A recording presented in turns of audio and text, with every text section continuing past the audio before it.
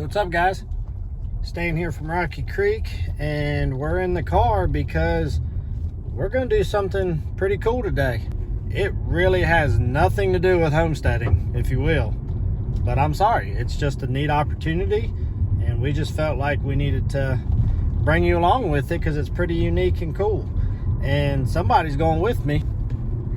Miss Madison back here, she's about to participate as well. I have never done this before. No, she didn't know she was doing it until I picked her up from school just a little bit ago, and I told her. So what is it we're talking about? Well, how about let's go jump on an airplane and just go fly in the air, and even let Madison take the controls for a little bit and try to be a young elementary age pilot. So yeah, I thought this was a pretty cool opportunity. We're gonna head out there. We gotta drive out to the airport. It's gonna take us a little bit. But a good friend of mine, Paul, who some of you that's been with us from the very infant stages of our channel may remember Paul from, he was with me and came along on the journey with me raising meat chickens, and we processed our very first batch together. You may remember he cut his finger during that process, and that was just part of the learning experience. But what a lot of you may not know is Paul is actually a pilot, and Paul has offered to take us up in his plane and take us for a little loop through the valley, and we may or may not fly over our homestead. I'm not sure what his plans are, but it's too good of an opportunity to pass up. So we're gonna head out there, we're gonna bring you along, and we'll get to watch Miss Madison fly an airplane. Are you excited? Uh-huh. Are you nervous? A little bit. You're not gonna kill me, are you? Maybe, I don't know. Maybe? That is not what you want to hear. Anyways, let's roll.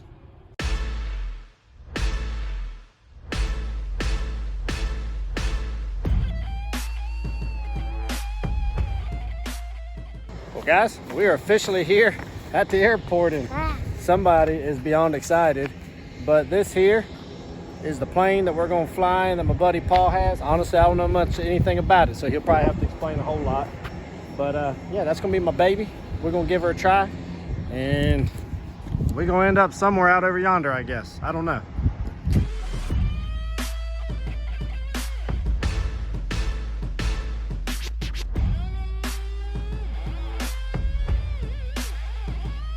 Madison said she didn't want to fly, so I'm going to have to go up front.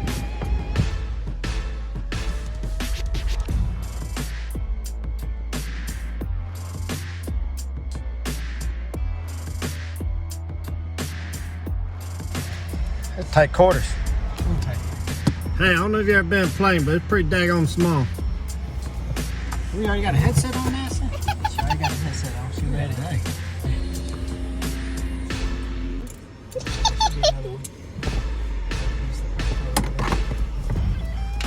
What's that do?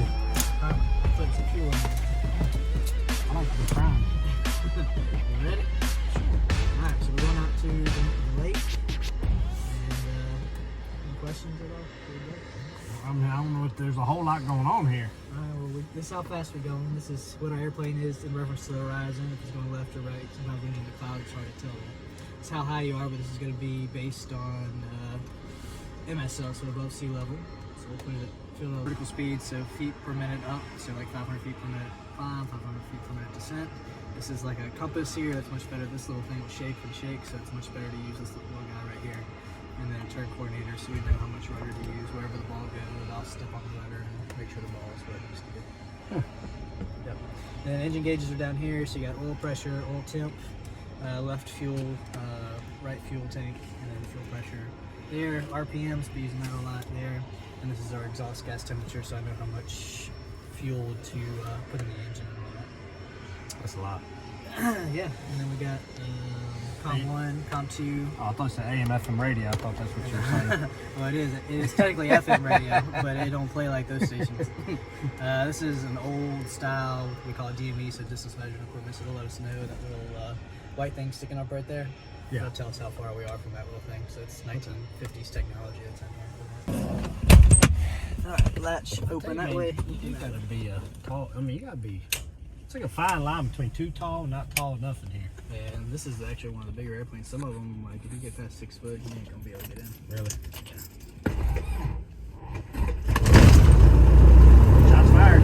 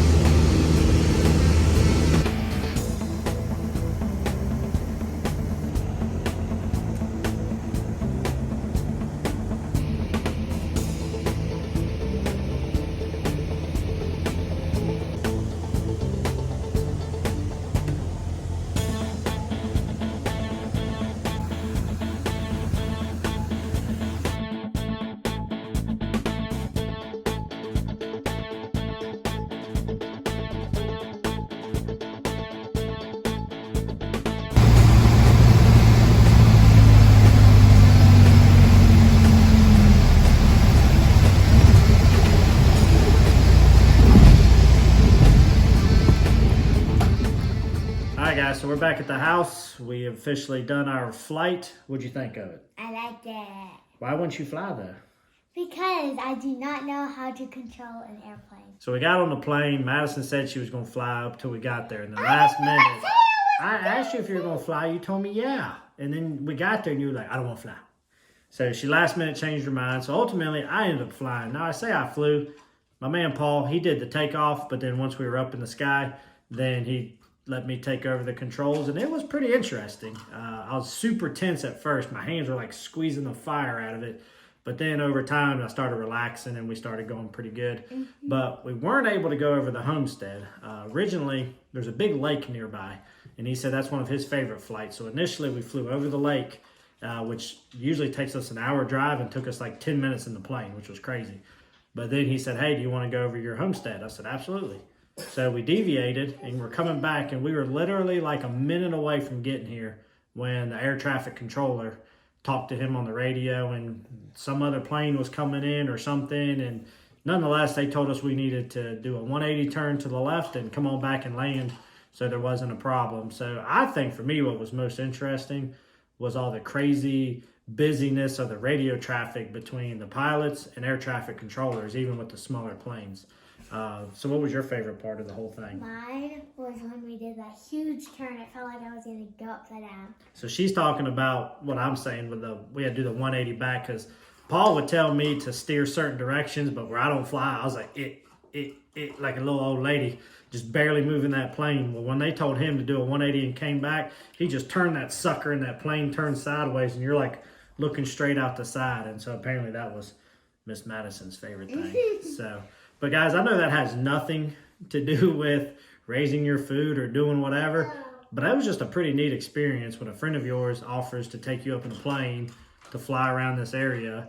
And it was amazing that we saw like our entire valley area in about 20 to 30 minutes up in the sky, which would have taken us hours and hours to drive. And it was pretty awesome, really. So I just want to share that with y'all. I thought you might find that interesting. But pretty soon, we'll be right back here doing some stuff like normal. A lot of stuff's happened since we've done this video. So guys, we appreciate y'all hanging out. Hopefully you found this interesting. Just a little short video. But until then, guys, y'all be good. And we'll see you here very soon on one of the next episodes. Thanks, guys. Bye. You gonna fly next? No. No? Well, you want the microphone? No. No.